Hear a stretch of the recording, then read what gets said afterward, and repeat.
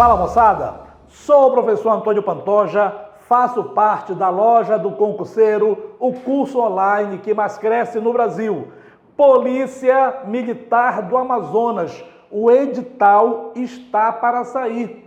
E no momento que o edital sair, a loja do concurseiro vai oferecer um curso completo para todos vocês. E hoje, professor Antônio Pantoja vai dar para vocês uma ideia como nós trabalhamos aqui na loja do concurseiro. E vocês sabem que o concurseiro quer algo muito mais prático, algo muito mais direto, pouco papo e muita ação. Eu escolhi um item do edital passado, o último concurso, Economia Gomífera do Amazonas, antecedentes do ciclo da borracha. A primeira coisa que nós temos que entender é que quando nós falamos sobre economia gomífera, nós temos que pensar primeiro no século XIX. E no século XIX, principalmente na Europa, nós estamos vivendo a chamada Revolução Industrial. E dentro dessa Revolução Industrial, moço, você vai perceber que nós vamos ter um desenvolvimento tecnológico muito rápido. E dentro desse desenvolvimento tecnológico, nós vamos ter o avanço do automóvel. Só que um dos problemas do automóvel estava justamente ligado à questão do conforto na hora de dirigir. E nós vamos ter incentivos, nós vamos ter vários concursos para o desenvolvimento de uma roda muito mais confortável. E é justamente na procura desta roda que você vai ter a figura de Charles Goodyear. E o Goodyear, ele vai desenvolver uma roda que precisa, sim, de uma propriedade. Qual é a propriedade? É o látex. E este látex nós vamos encontrar na Amazônia. Vem comigo aqui. O látex é nativo da região tropical da América e é justamente na bacia amazônica que a seringueira, a chamada Hevea brasiliensis, encontra seu maior grau de concentração. Entendam, nós não podemos falar sobre a economia gomífera se nós não fizermos a contextualização com a Europa. Os europeus e os norte-americanos, eles estavam precisando de uma grande quantidade de látex. E este látex não é uma novidade. As pessoas, desde o início da colonização do Brasil, que nós já tínhamos contato com esse látex. Mas qual é o problema? Que este látex em natura, ele é muito sensível a alta temperatura, ele dilatava, baixa temperatura, enrijecia. E é justamente o Goodyear que ele vai acrescentar o enxofre e ele vai fazer o chamado processo de vulcanização. E nesse processo de vulcanização, eu vou ter algo muito mais estável. Então, primeiro item, sempre que nós formos falar sobre a economia gomífera, nós temos que fazer esta contextualização. Em 1842, primeira metade do século XIX, o norte-americano Charles Goodyear descobriu o processo de vulcanização da borracha, misturando com enxofre, o que lhe dava uma característica de resistência, permitindo a sua utilização em escala industrial. Mas, além de você vulcanizar a borracha, ele também vai criar um outro sistema, que é chamado pneumático. Nós vamos preencher este pneu de ar. E quando eu encho esse pneu de ar, esse pneu ele vai dar um conforto maior e ele vai se adaptar muito mais rápido ao terreno. No momento que o automóvel, ainda hoje, ele é o nosso sonho, ainda hoje o automóvel é status, nós vamos querer ter um automóvel e a indústria automobilística, ela cresce. E no momento em que essa indústria automobilística cresce, nós vamos ter uma necessidade cada vez maior de látex.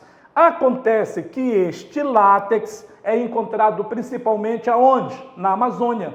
E eu vou ter que ir para a Amazônia trazer este látex. Só que ele não é extraído em grande quantidade, porque ele é extraído de uma forma artesanal. Então nós vamos ter todo um processo de aumentar a extração deste produto. Vem comigo, fica ligado. A partir deste desenvolvimento tecnológico, sua cotação no mercado internacional, o látex, aumentou consideravelmente. O Brasil apresentava grandes possibilidades para a sua produção e ele vai poder corresponder aos estímulos da procura internacional.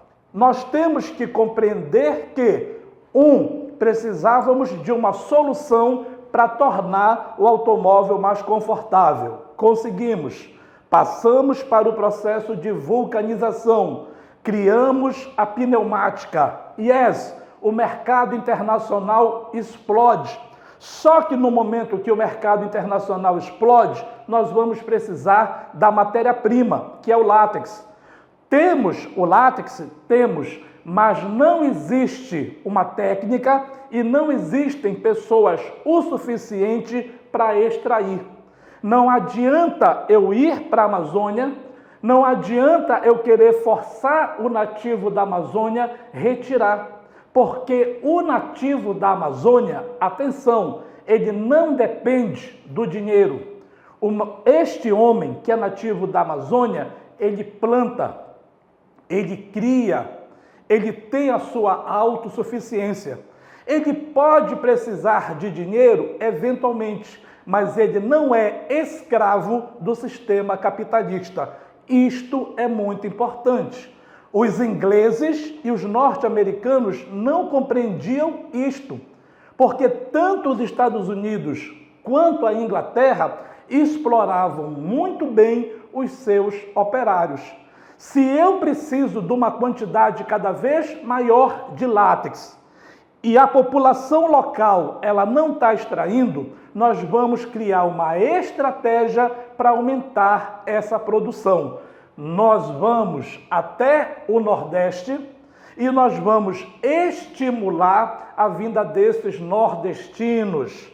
Atenção, o Nordeste, principalmente o Ceará, a loja do concurseiro trabalhou PM Ceará e nós aprendemos, eu e os alunos, que no Ceará você vai ter secas.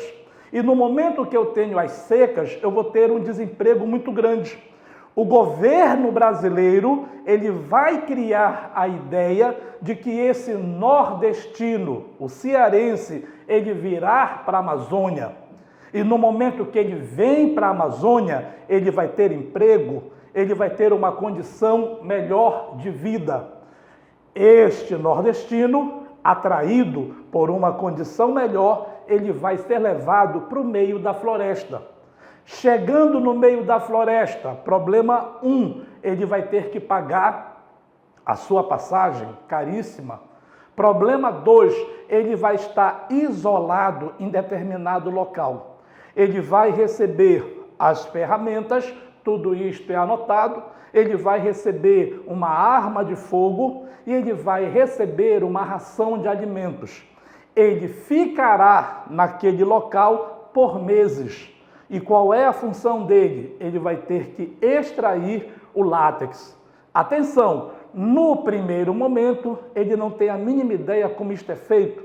Ele vai cortar a árvore de uma forma muito mais profunda e ele pode até matar aquela árvore. Ele será chamado de quê? De brabo. Com o tempo, ele vai aprender as técnicas. Na loja, nas nossas aulas, nós vamos trabalhar passo a passo isso.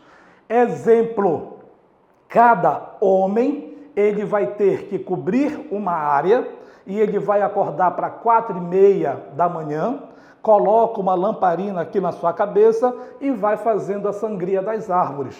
No momento em que ele acaba a última sangria, ele volta para coletar. Depois, ele vai fazer as bolas. Atenção, no momento em que ele tem o período em que ele coletou o látex, passou por o processo para fazer as bolas, ele vai receber alimento novamente, ele vai receber roupa novamente, se ele conseguir pagar as suas dívidas. Aqui no Brasil, nós vamos ter uma forma de exploração diferente.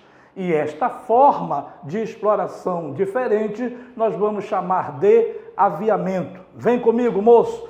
Estima-se que aproximadamente 260 mil imigrantes. Estima-se porque o número é bem maior. De acordo com os cálculos de Celso Furtado, em 28 anos, de 1872 até 1900, que é o boom, que é o período áureo da extração, teria havido uma penetração de cerca de 260 mil imigrantes na região, não computados os que se achavam na área do futuro território do Acre.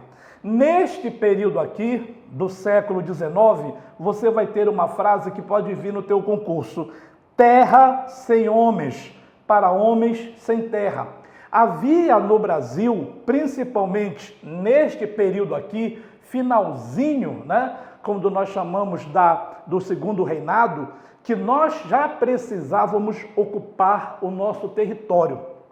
Era fundamental ocupar o nosso território. E aí eles criaram qual slogan? Terra sem homens, para homens sem terra. Na loja, nós vamos trabalhar com vocês que sempre foi vista a Amazônia como um grande vazio. E este grande vazio corria risco dos inimigos. Em pleno século XXI, você ainda ouve isso. Então, eu preciso ocupar a Amazônia. No período da ditadura civil-militar, nós vamos ter, principalmente no governo dos militares, a ideia de ocupar a Amazônia para não entregá-la para os inimigos, integrar para não entregar. Ou seja, a Amazônia ela vai sofrer sucessivos movimentos de ocupação. Só que essa ocupação, ela não é uma ocupação espontânea. E esta ocupação, entrando no meu colega da geografia, é uma ocupação que visa o mercado internacional. Ela não está preocupada com a população local. É muito importante que quando você estude, que você comece a compreender que a ocupação da Amazônia, ela é uma ocupação determinada. É uma ocupação que visa satisfazer o interesse internacional. Beleza? Vem comigo! No momento em que eu tenho o látex, no momento em que eu consigo criar toda uma linha de incentivo para a vinda desses imigrantes, você já entendeu que esse imigrante, ele é iludido, ele é retirado do seu local de origem e ele vai para uma região que ele não tem a mínima ideia de como sair. Então ele está preso. No momento em que este homem está preso no meio da floresta, já falei para vocês, ele vai receber as ferramentas, vai receber uma instrução e vai estar com as outras pessoas. Ele fica naquele local por um longo período e ele tem que sobreviver às doenças, ele tem que sobreviver ao ataque dos animais. Muito bem, já disse para vocês também que em determinado período vai chegar uma pessoa, que eu já vou dizer o nome, que vai perguntar para ele: quantas bolas você realizou? O que é que você fez? E ele vai comparar se ele ainda deve alguma coisa. É claro que ele ainda deve. Este homem, geralmente nordestino, que veio para a Amazônia, você vai chamá-lo de seringueiro. Primeiro conceito, quem é o seringueiro? É o homem que foi atraído para a floresta. Este homem, ao chegar na floresta, está endividado e ele vai ter que trabalhar por conta própria. É ele que faz seu alimento, é ele que mora de forma rudimentar. Quem é o homem que vai explorar? Seringalista. Atenção, moço, fica ligada, mocinha. O seringalista não é um proprietário de terra. O seringalista não é o proprietário daquela região. Ele arrenda. O que é arrendar? Ele vai receber o direito de explorar aquela terra. E o seringalista, como é que ele lucra? Ele lucra primeiro porque ele não paga o seringueiro. E ele lucra porque quando ele traz os produtos para o barracão, este produto está no valor cada vez maior. Disse para vocês que a partir deste momento foi criado o que, moço? Foi criado um modelo de exploração. Muito bem, nós temos as chamadas casas exportadoras. Essas casas exportadoras, elas irão trazer todos os produtos necessários. A casa exportadora, ela vai trazer das ferramentas, mas também ela vai trazer a manteiga, ela vai trazer a seda, ela vai trazer também tabaco, condimentos. Esta casa exportadora, atenção, ela vai fornecer produtos para as casas aviadoras. A casa exportadora fornece produtos para a casa aviadora. Aviar significa fornecer, aviar significa atender. Então, quando você chega, você vai ter as casas aviadoras. Essas casas aviadoras fornecem o produto para o seringalista. Atenção, vem o produto por um preço que é triplicado pelas casas aviadoras, que vai ser de novo triplicado por quem? Pelo seringalista. O seringalista, ele vai levar este produto para o seringueiro. Então, aí é que você vai entender a questão do lucro. O lucro é muito grande porque a casa exportadora ganha vendendo o produto 3 vezes mais. A casa aviadora fornece todos os produtos que o seringalista necessita e esse seringalista vai levar os produtos através de um barco chamado gaiola, ok? E aí o que acontece? Você vai ter o explorado bem aqui, que é o seringueiro. O seringueiro, quando ele recebe esses produtos, ele não tem condições de pagar.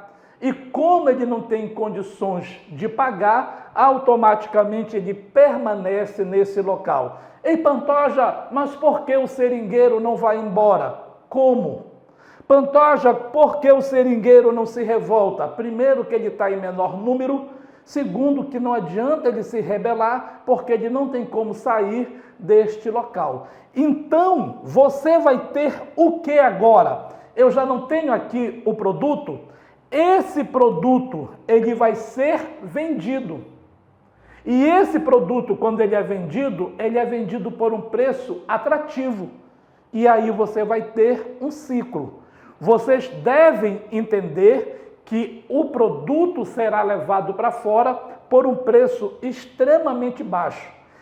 Este seringueiro, eu posso afirmar que ele está numa situação análoga à escravidão. Dá uma lida nisso que pode vir na tua prova. Ele não é escravo, porque ele não pertence a alguém. Ele não é escravo, porque ele não está preso a alguma pessoa. Mas ele trabalha numa péssima condição. Ele não recebe salário. E aqui você vai ter a fórmula do sucesso. Ganha a casa exportadora, que recebe lucros vendendo seus produtos, ganha a casa exportadora comprando produto extremamente baixo e exportando para a Europa. ganha as casas aviadoras, porque recebem lucro repassando seus preços para o seringalista, e ganha o seringalista, que não tem quase custo nenhum para manter os seringueiros. É claro que o número de seringueiros mortos se torna cada vez maior, e aí eu vou ter que trazer cada vez mais seringueiros. Até porque este seringueiro já disse que acorda na média 4h30 para as 5, e ele tem que percorrer uma área muito grande realizando o talho, vai colocar a cuiazinha para coletar e depois ele tem que retornar para coletar a seiva. Tranquilo, moço? Respira aqui um pouquinho agora. O que interessa para nós, já que nós estamos trabalhando como uma aula ilustrativa. Quando eu tenho o abastecimento será feito pelas gaiolas, barcos maiores ou pelos regatões. E são esses regatões que vão aproveitar a geografia local para abastecer os barracões. Nesses regatões, você vai ter todos os produtos que você imaginar.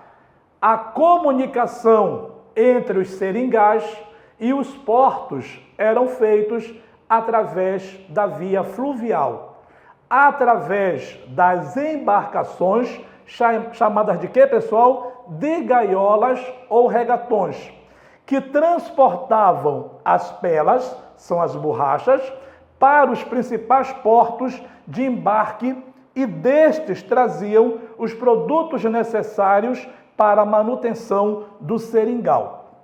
O que interessa para nós é entender que eu vou ter uma procura muito grande, porque eu queria o látex, primeiramente para os pneus. Só que a indústria, ela começa a perceber a versatilidade desse produto, então a demanda será cada vez maior. Nós vamos ter as moedas da Inglaterra e vamos ter as moedas da América do Norte chegando com tudo na Amazônia. Ora, no momento em que eu tenho poder aquisitivo, eu quero mostrar que eu tenho este poder. Se você tem grana, você vai ter grana passando neste nosso concurso, você quer status, você quer postar nas suas redes sociais o teu automóvel, você quer colocar o seu iPhone, você quer mostrar que você tem grana. A mesma coisa vai acontecer aqui na Amazônia. No século XIX, atenção, a Inglaterra, ela representava a modernidade. No século XIX, a Inglaterra representava a tecnologia, o desenvolvimento científico. Mas, no século XIX, eu tenho Paris. E Paris representa o quê? Paris representa a arte, a cultura, a etiqueta. Naquele momento, você vai ter o cinematógrafo criado pelos irmãos Lumière. E através do cinematógrafo, que vai dar origem ao cinema, as pessoas que viviam na Amazônia começam a perceber como se vivia na França. Você diz, aquela menina, ela é elegante. Nós falamos francês. Você, quando pega o objeto para almoçar, você pega o talher. Os meninos antes, quando iam ao banheiro, eles vão abrir o feixe-clé. E a partir daí você ainda tem algo da tal da etiqueta. Ora, eu quero a indústria no Brasil, e no Brasil do século XIX eu tenho a economia do café. A economia do café vai trazer para São Paulo e para o Rio de Janeiro a modernidade, mas vai trazer também a cultura francesa. Na Amazônia, nós vamos respirar através do trem. Na Amazônia, nós vamos respirar através de um rapaz chamado Irineu Evangelista. Anota aí. Porque foi o Irineu Evangelista, barão de Mauá, que vai trazer os primeiros navios a vapor.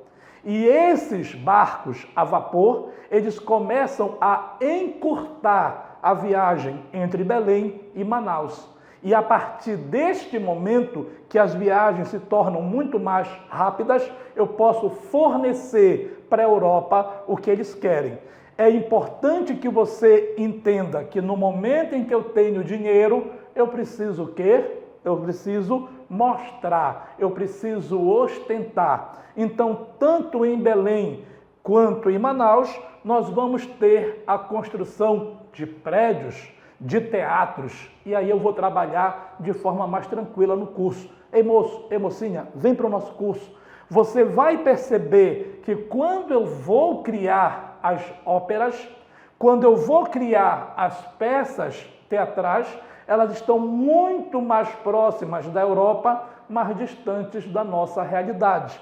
O que o teu concurso pode cobrar é a contradição. Enquanto pessoas se vestiam como se vestia em Paris, enquanto as pessoas elas fumavam o melhor charuto, você tem centenas de pessoas na floresta morrendo de doenças, passando fome e sendo exploradas. Então, você não pode estudar a economia gomífera apenas pela economia gomífera.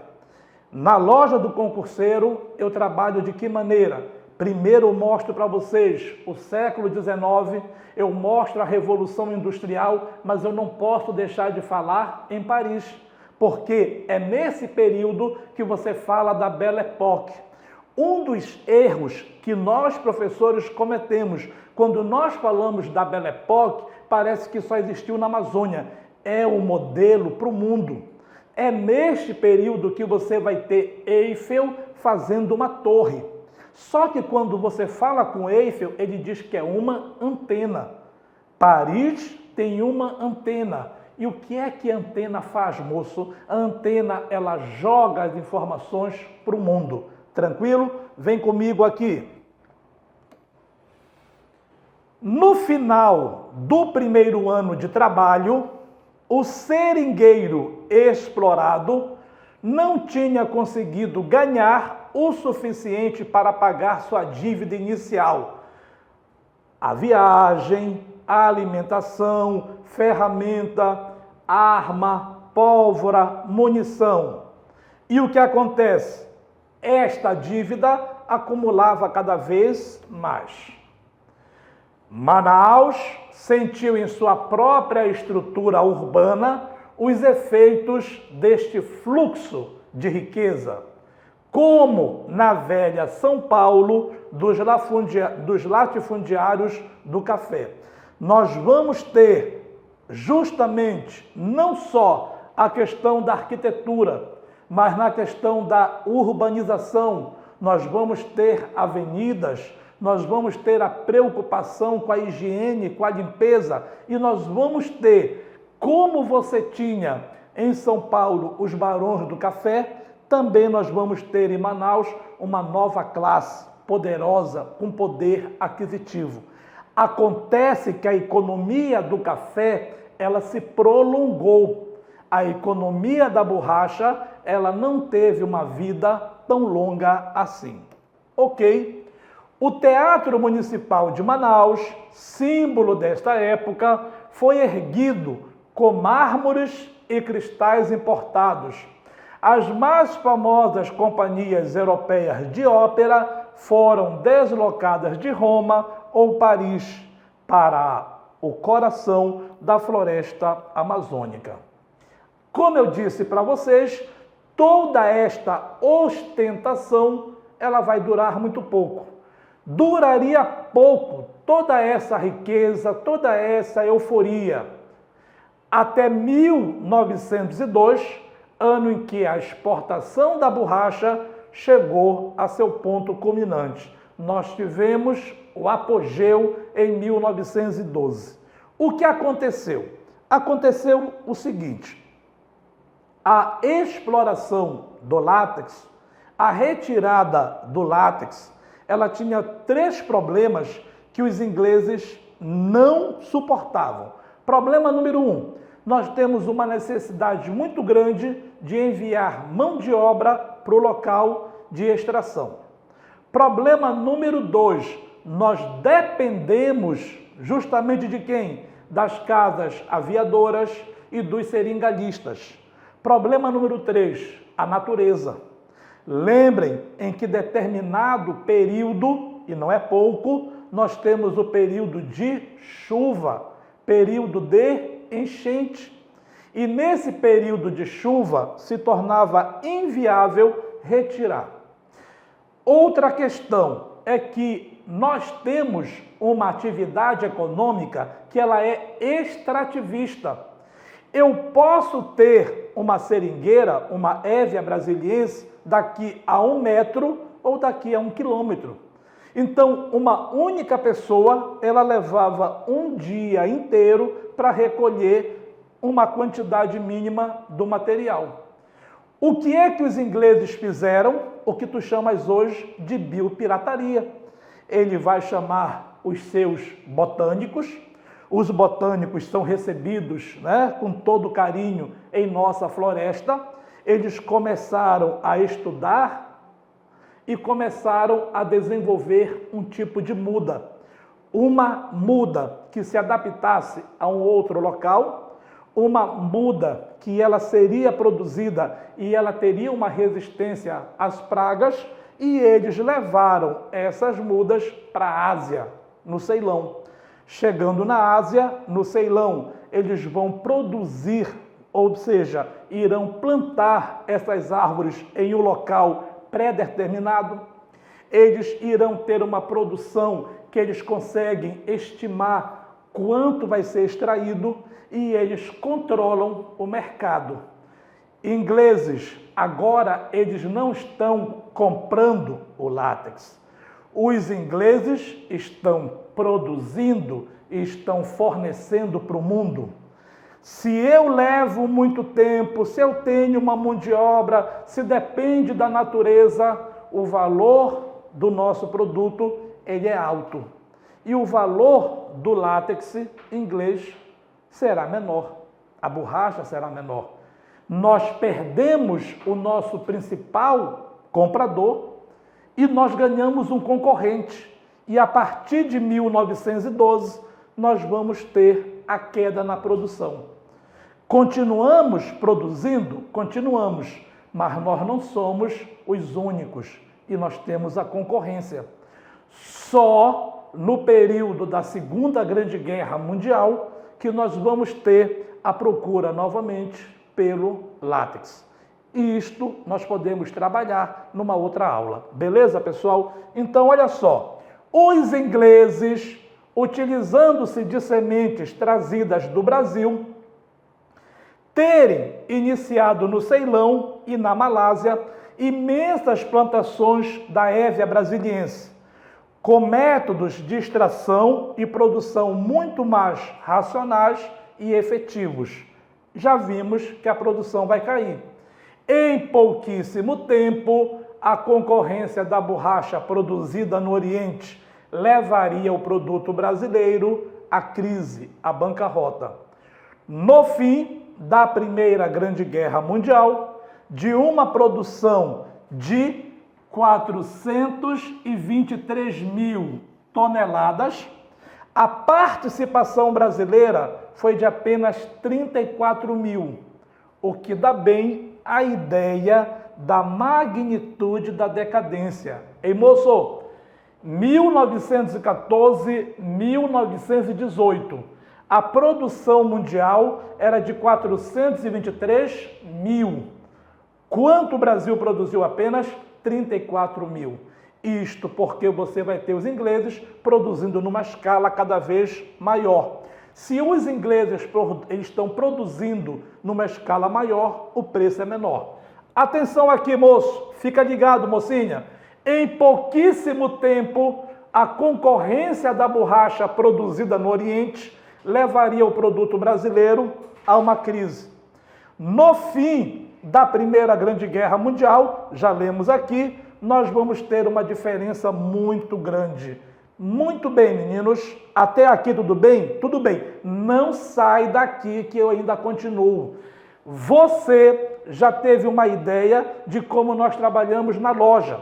E a loja, brevemente, saiu o edital, nós já vamos estar aqui com vocês, nós estamos lançando o nosso produto. O nosso produto são videoaulas, como esta aqui, com teoria e exercício. Cada videoaula é um tópico. Depois desse tópico, nós temos também, pessoal, bateria de exercícios. Nós temos simulados, nós temos revisão online e a revisão final. Essa revisão final, na maioria das vezes, vai dar mais ou menos 6, 8, 9, 10 horas de revisão. Fica conosco, vem para a loja do concurseiro. Meninos e meninas, como pode ser cobrado na prova? Eu peguei para vocês 2 questões do último concurso. O que é que nós temos que entender? A loja estuda a banca, nós já temos ideia de como as bancas elas trabalham. Mas e se for uma banca que ela não faz para outros estados? Nós temos condições de pegar as provas anteriores e saber mais ou menos como é que ela discute com vocês. Aqui, nós temos uma primeira questão que ela te oferece, tá? Algum texto. O sistema de aviamento, acabamos de trabalhar. O que é o sistema de aviamento? É um sistema de exploração. Já ficou na tua mente. No sistema de aviamento, casa exportadora. Aí você vai ter o quê, pessoal? A casa aviadora. Quem explora, seringalista. Quem é explorado, o seringueiro. Não esquece mais, está tatuado na tua mente. O sistema de aviamento é formado por uma cadeia de agentes, cujo primeiro elo concede créditos a intermediários menores. Os médios e pequenos intermediários, por sua vez, repassam crédito recebido aos últimos elos dessa cadeia, que são os produtores diretos. O que é que o Pantoja diz? Cada professor com a sua loucura. Para você não ler 3 vezes o texto, você já sabe que cada elo desse, casa exportadora, aviadora, seringalista, quem é o último, pessoal? O seringueiro. Agora, olha o comando aqui. Assinale, o comando é o que diz para fazer. Assinale a alternativa que apresenta na ordem correta a cadeia de agentes do sistema de aviamento. Você, antes de ler as alternativas, você já disse. Nós temos as firmas exportadoras, nós temos a casa de aviamento, nós temos o seringalista e o seringueiro. Ele está dizendo, marca a alternativa A. Para não perder tempo, pessoal, ele não está pedindo para você marcar na sequência, então não pode ser casa aviadora, nem perde o tempo para ler o resto. Não pode ser, pessoal, a C. Firmas financeiras é firma ou casa exportadora. Firma exportadora, seringalista, seringueiro e empate. Não me perguntem o que seja isso aqui. Agora, na hora que você for fazer o seu concurso, nós já trabalhamos com simulados, nós já trabalhamos na revisão final e você entende que no concurso, uma das coisas que eu não posso fazer é perder tempo. E como nós não perdemos tempo? Com confiança, beleza? Vamos para a segunda questão. Segunda questão também do último concurso. As definições relacionadas à economia da borracha apresentadas a seguir estão corretas, com exceção de uma. Esta banca, ela trabalha de uma forma que você tem que marcar a errada. Não gosto muito, porque a gente treina para marcar a correta, ok? Então, as definições relacionadas à economia da borracha apresentadas a seguir estão corretas. Eu tenho várias corretas. Eu quero a errada. Letra A, moço. Aviamento. Sistema comercial em que o aviador fornece bens de uso e de consumo ao seringueiro e compra borracha produzida por ele. Atenção, meninos, rapidinho aqui. O seringueiro, ele fornece o quê? A borracha, só que por um preço maior. B, regatão, nome dado ao barco e também ao seu proprietário, responsável pelo transporte de mercadorias até o seringal e da borracha para o grande centro. Tranquilo. Só chamar atenção, tá? Aqui eu colocaria, entre aspas, compra, tá bom? O seringueiro, na verdade, nem compra, né? Porque quando ele chega lá, o pobre ali, né, tá todo endividado, beleza? Aviamento, sistema comercial em que o aviador fornece bens de uso e consumo ao seringueiro e compra a borracha, né? Na verdade, nem compra, já está todo endividado. Mas, enfim, estou indo pelo gabarito da banca.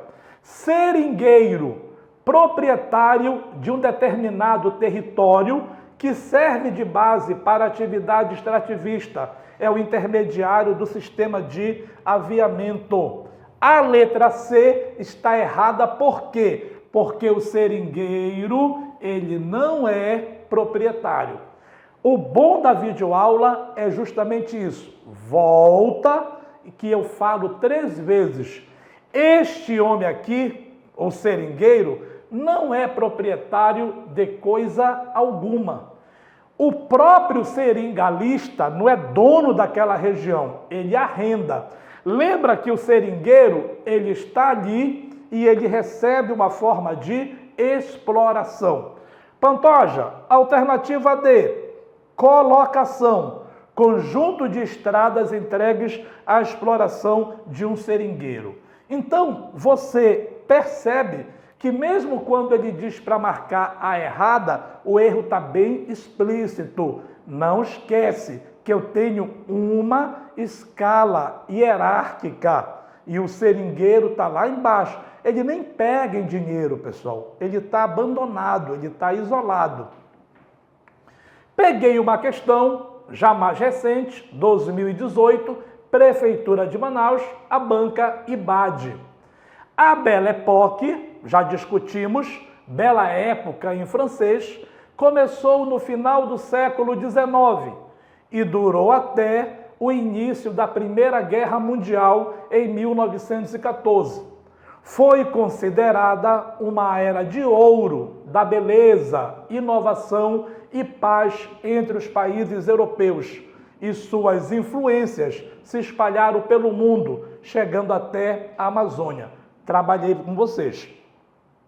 Na Amazônia, a Belle Époque deu-se por conta do boom provocado pela riqueza proveniente da extração do látex, anexação do Acre, imigração europeia para a região, chegada de ferrovia. A alternativa que está gritando é a alternativa A. O que é que eu quero colocar na mente de vocês? Todas as vezes quando vocês lerem o edital, nós não podemos ficar presos apenas ao que está falando no edital. Existem alguns temas, e este é um deles, que eu tenho que estudar, além da história do Amazonas. Eu tenho que estudar a Revolução Industrial. Eu vou ter que estudar lá na frente a Segunda Grande Guerra Mundial e os interesses dos Estados Unidos em relação à Amazônia. Nós temos que estudar a ditadura civil-militar e por que a ditadura civil-militar olha para a Amazônia com interesse de trazer as indústrias internacionais. É isto que nós temos para oferecer. Não esqueça de dar o seu likezinho, não esqueça de fazer um comentário e pedir para nós prepararmos uma outra aula. Se várias pessoas comentarem e pedir, nós vamos atender. Obrigado, moçada. Valeu. Aprovação é a sua verdade. Até mais.